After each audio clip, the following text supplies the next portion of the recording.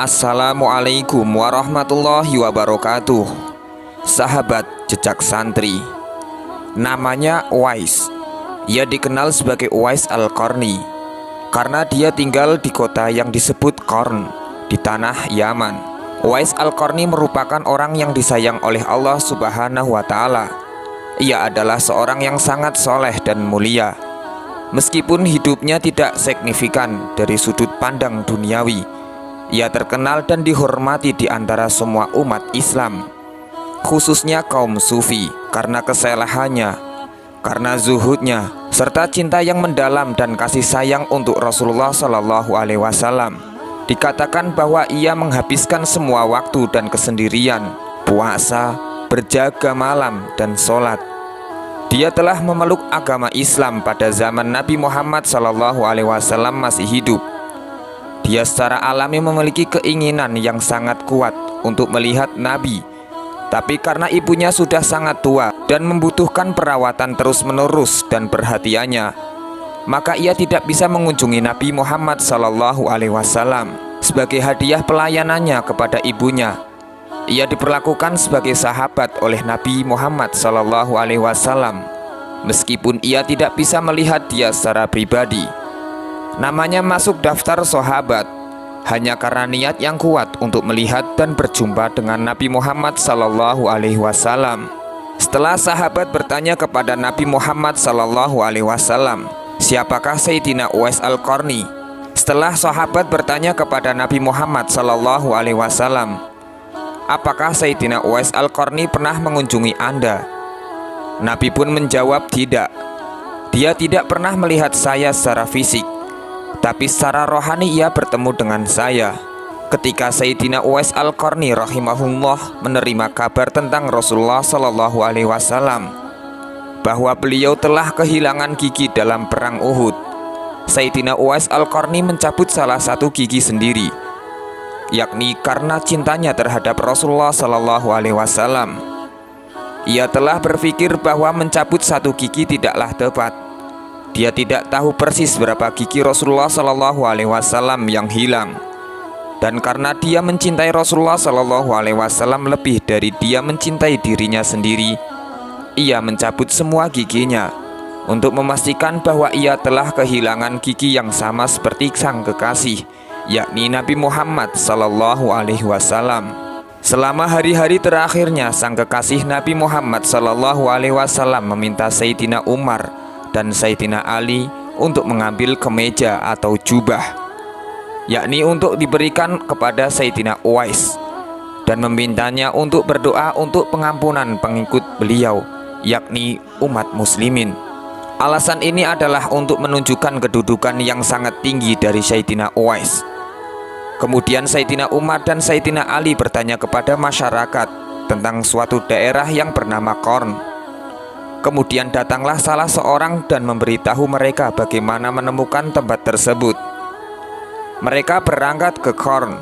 Ketika mereka tiba, mereka meminta orang-orang memberitahukan di mana Uwais Al-Qarni tinggal. Penduduk desa memberitahu mereka, namun mereka sangat terkejut ketika ditunjukkan oleh pengembala unta yang sangat tidak diketahui. Ketika Sayyidina Umar dan Sayyidina Ali rahimahumullah sampai kepadanya, mereka melihat Sayyidina Uwais melantunkan doa-doanya. Saat ia selesai sholat, ia berkata, ini adalah orang pertama kali yang melihat aku berdoa. Kedua sahabat ini lalu menyampaikan salam dari baginda Rasul dan menyampaikan pesan dari Rasulullah kepada Uwais Al-Qarni untuk berdoa untuk pengampunan dari pengikut Nabi Muhammad Shallallahu Alaihi Wasallam. Setelah beberapa saat beliau berkata, Allah telah mengampuni pengikut Nabi Muhammad Shallallahu Alaihi Wasallam yang telah gugur sebanyak dari bulu domba dari suku-suku Rabia dan Mazhar. Lantas mereka bertanya kepada Sayyidina Uwais, jika kamu sangat mencintai Nabi Muhammad, mengapa Anda tidak mengunjungi dia lebih sering selama hidupnya? Beliau tidak menjawab, tapi bertanya kepada mereka, yakni umat Muhammad, mengambil bagian rampasan dalam pertempuran Uhud. Dan jika demikian, sebab itulah gigi Nabi Muhammad Shallallahu Alaihi Wasallam tersesat di situ. Sayyidina Umar sangat terkesan oleh seorang yang sederhana ini dan meminta Sayyidina Uwais untuk berdoa baginya. Sayyidina Uwais pun menjawab, "Aku berdoa untuk pengampunan semua orang pada akhir setiap doaku. Jika Anda menjaga iman Anda kepada Allah dan Rasulnya Muhammad SAW, Anda akan menerima doa saya dalam kuburan Anda." Asy-Syaikh Farid Al-Din Atsar mengatakan kepada kita tentang beliau, selama hidupnya di dunia ini, yakni Uwais Al-Qarni bersembunyi dari semua dalam rangka untuk mengabdikan dirinya untuk beribadah dan ketaatan. Atar juga menceritakan bahwa Nabi Muhammad SAW setelah menyatakan pada saat kematiannya yang jubahnya harus diberikan untuk sang Uwais, seorang pria yang belum pernah bertemu kepada Nabi Muhammad dalam kehidupannya.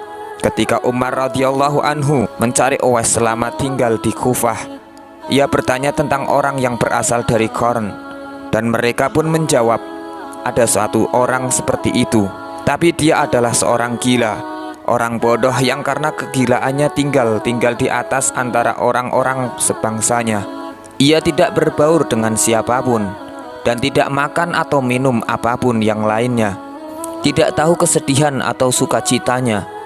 Ketika orang lain tertawa, dia menangis, dan ketika mereka menangis, dia tertawa.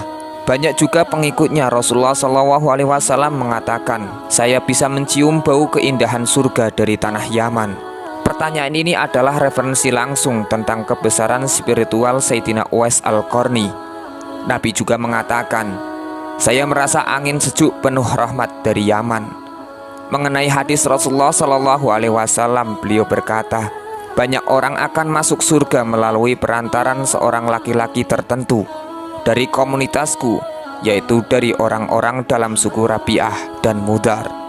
Al-Hasan Al-Basri mengatakan, yakni ia adalah Uwais Al-Qarni. Wallahu a'lam bishawab. Wassalamualaikum warahmatullahi wabarakatuh.